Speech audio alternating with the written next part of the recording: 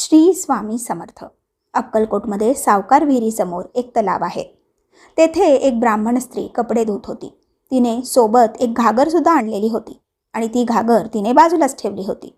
त्याच दरम्याने परब्रह्म स्वामी महाराजांची स्वारी त्याच रस्त्याने पायी चालत होती.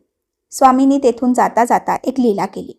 स्वामींनी बाजूलाच ठेवलेली घागर हळूच घेतली आणि तिच्या नकळत पाण्यात सोडून दिली आणि पुढे जाऊन बसले. त्यानंतर ह्या स्त्रीचे कपडे धुवून झाल्यानंतर घागर ती शोधू लागली, तर घागर कुठेच दिसेना. म्हणून ती खूपच घाबरली. घरी गेल्यावर आता आपल्याला मार बसणार म्हणून ती रडायलाच लागली. तिने एका पोहणाऱ्या व्यक्तीला बोलावले आणि त्याला घागर शोधण्यास सांगितले.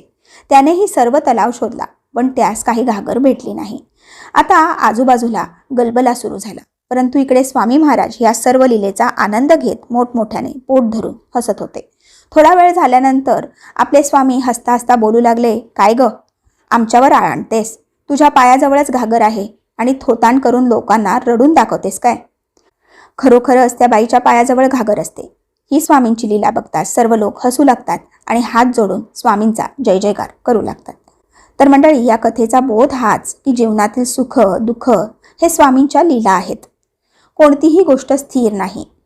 या खेळाचा आनंद लुटत लुटत ह्याचे साक्षी बनायचे आहे, हे कायम लक्षात ठेवा. धन्यवाद. श्री स्वामी समर्थ.